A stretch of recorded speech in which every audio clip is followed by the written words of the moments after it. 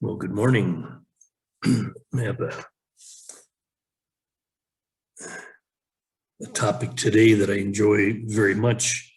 It's been very key for me, this lesson that I have learned, practiced so much in my life, and I call it the art of surrender.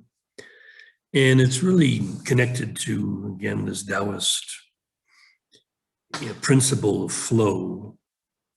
Spend a lot of time by the river each day and, allowing water to teach me about flow. And, recognizing that it comes out of a greater principle of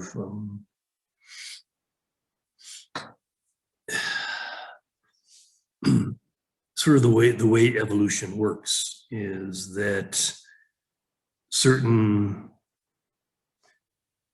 conditions are introduced, okay, difficulties, challenges, whatever, that serve a basic function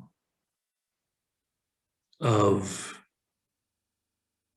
teaching about letting go, teaching about surrender. Because there's great strength, okay? I mean, this is really, I'm sure it comes from a quite famous book called The Art of War. But anyway, there's a line in the Tao, the Taoist Tao Te Ching, that it talks about, the generals moving pieces, and actually it came up in the film The Queen's Gambit. This idea that when victory seems imminent, that a masterful step is to move back, pull back.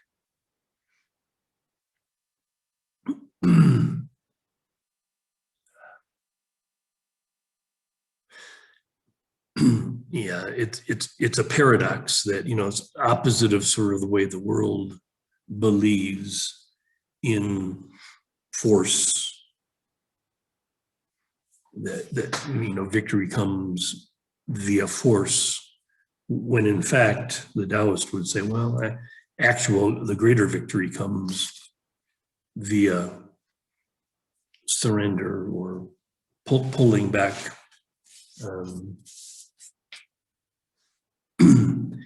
The key is allowing the situation to be as it is. Remember, we talked at other times about some of the masters like Choyam Trungpa cutting through spiritual materialism. And it talks about this idea that, the ego will hold on, if there seems to be conflict, the ego will just grasp to its sense of security all the more. Whereas, the greater wisdom would say, let go. There's times when letting go, allowing the situation to be as it is.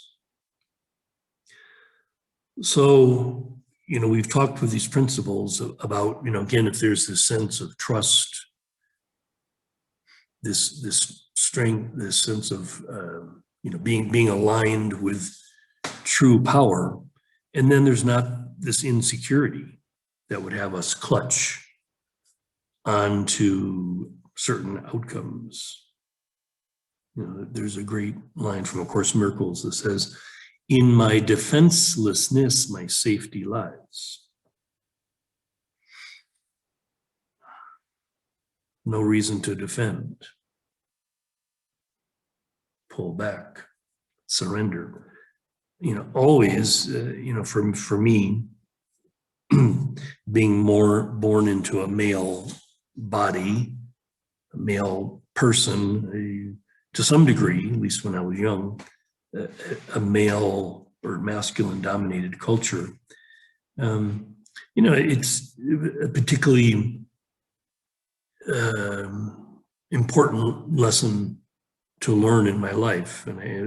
From a very early age, I made a big shift from being at 18 in a military school, seemingly destined to be a Air Force fighter jet pilot, to a few years later being in a graduate school in San Francisco studying Asian philosophy. What would come to me very consistently is this message about the divine feminine leading the way, and how it would be important for me, if I was truly on a path of mastery or greatness, that I would integrate this feminine, and that I would become whole, right? Equally masculine and feminine. And that in this wholeness, in the sense of completeness, one then could become empty, because there's no more striving, there's no more work to be done. Again, the great lessons are lessons in balance. Okay, the Taoist principles are very much about harmony, balance. So in situations that we are presented, when we're challenged,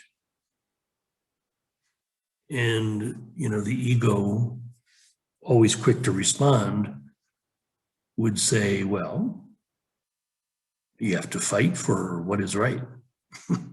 and then a greater voice says, no, there's no fighting for what is right.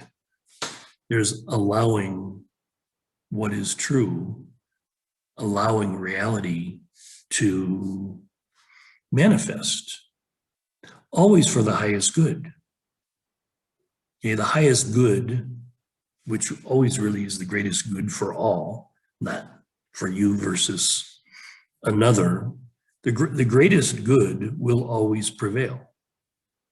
Okay, this is sort of an essential understanding about evolution. Evolution might, in particular instances, seem not so great for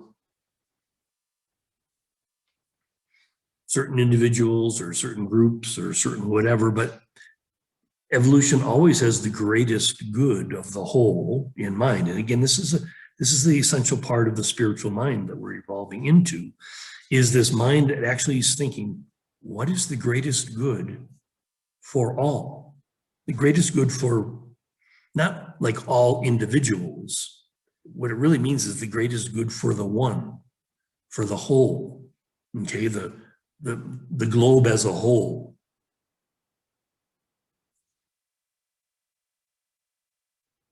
Our species as a whole. Okay, this is seeing the way God sees, seeing a bigger picture than being lost in the parts. Again, in the duality, all of this seems impossible. But leaving the duality, this is again the essential thing about learning to walk with one foot in eternity and one foot in the space-time world, to be able to bring balance to these two seemingly impossible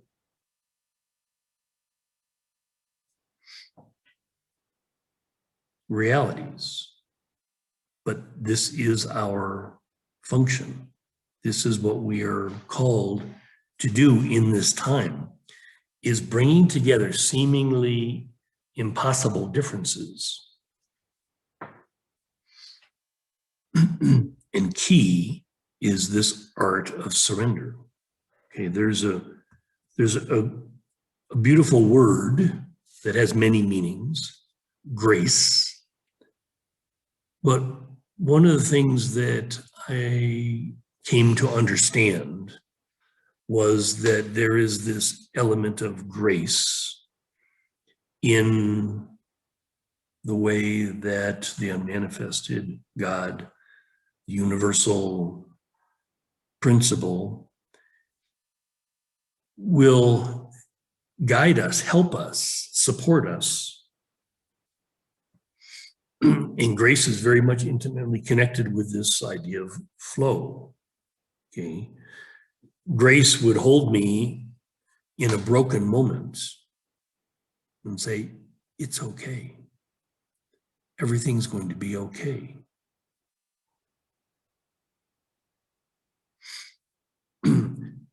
So grace is this very high level of wisdom coupled with compassion that could say, I accept this moment is painful. I accept in this moment, I've had these great moments in my life where I was devastated. And through this devastation came amazing insights, steps toward true freedom.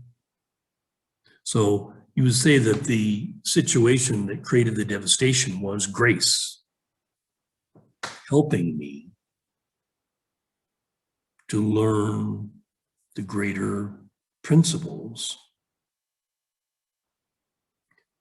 And again, one of these principles is allowing or flow, allowing beauty, allowing truth, allowing love, allowing light to transform a situation.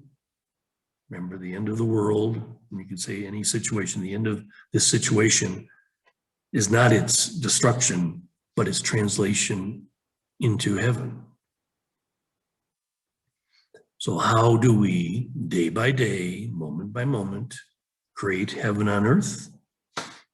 In part by shining a very bright light, and in part by opening ourselves to grace and the art of surrender, allowing flow.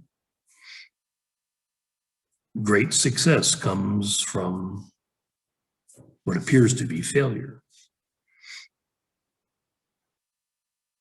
It's, again, this level of spiritual truth is filled with what appears to be paradox. How is failure success?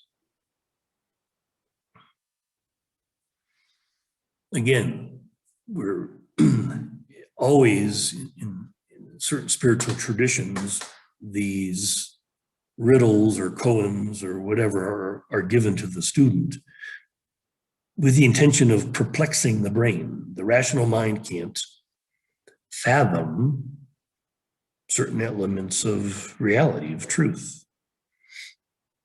So what the student is being taught is how to develop another faculty that is beyond the limits of the rational mind.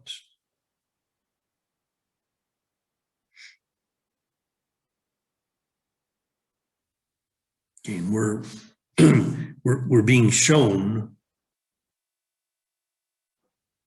the beauty in a line like, I'm never upset for the reason I think. Okay? If I'm feeling upset, it means that I'm seeing incorrectly. I'm attaching myself to a certain idea, a certain belief around a particular situation.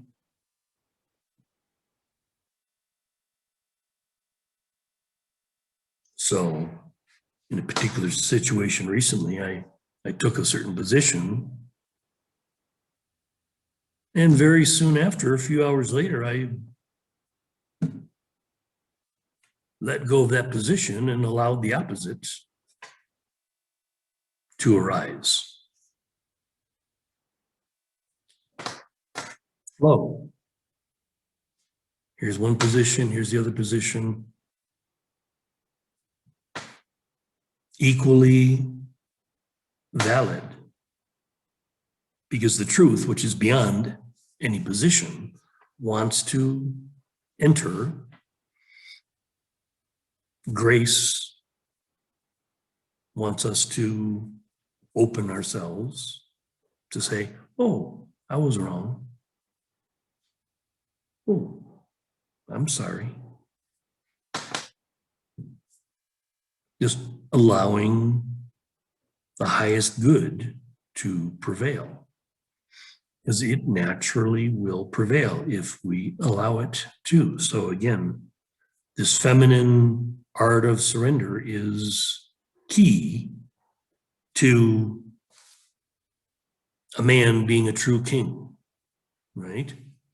Equally feminine, equally masculine, embracing the whole, able, willing to dance in this world of opposites without attaching to one or the other.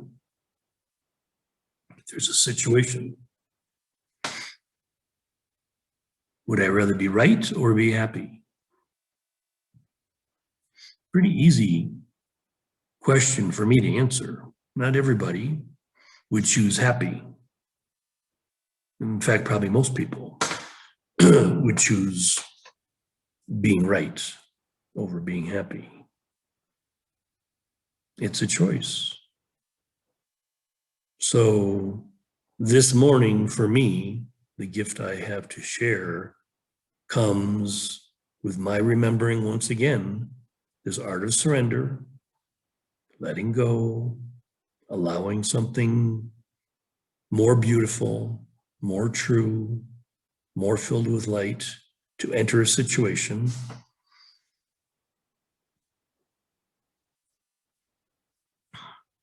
Remember this idea that, miracles only appear miraculous to those that aren't yet miracle-minded. But if you're miracle-minded, you expect a miracle.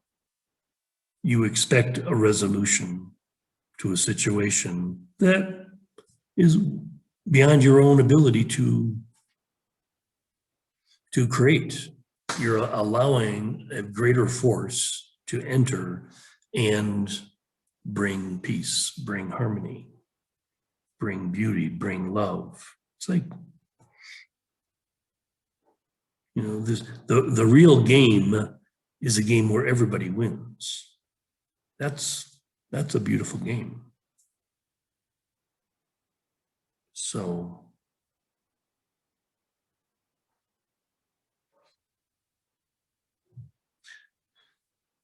here we are. Here we are in a lovely morning together, that time before dawn.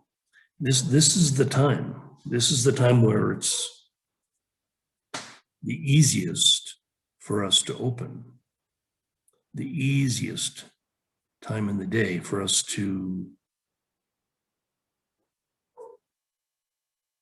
receive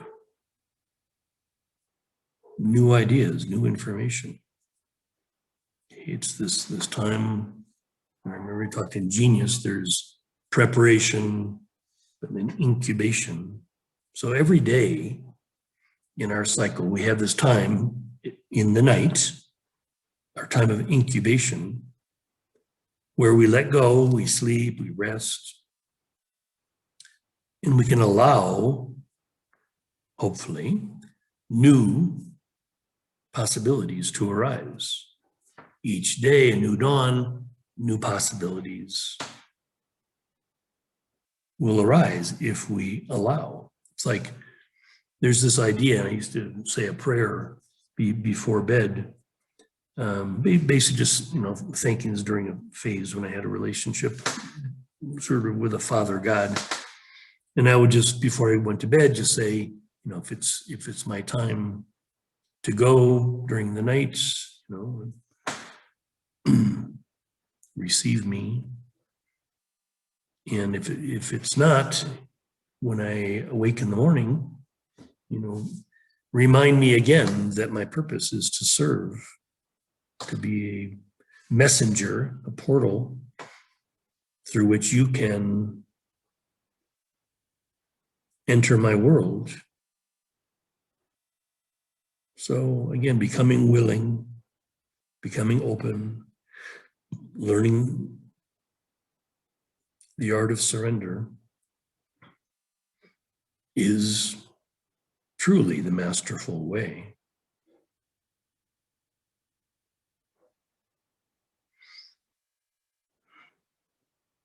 We're called to greatness during this time of transformation. And again, true greatness has this very, very powerful feminine presence. We need deeply this powerful openness that we might serve as doulas, helping to birth this new earth. It's a time when many people might be lost in fear and some form of upset or another. And our job is to be guides, mentors, bright lights that can help those who are struggling learn, again, the beauty of surrender, letting go, allowing the flow to happen. Again, many people, as they're dropping their bodies, they need a big hug to the body, to the person. It's scary. Okay, so as we've learned through great practice, the art of conscious dying, again, we die to whatever position, whatever that's key. The art of surrender, conscious dying, same thing. Key to our successful evolution as individuals and as a species. So, with this lovely blessing of grace, this big embrace, hush of heaven holds my heart today. I love you.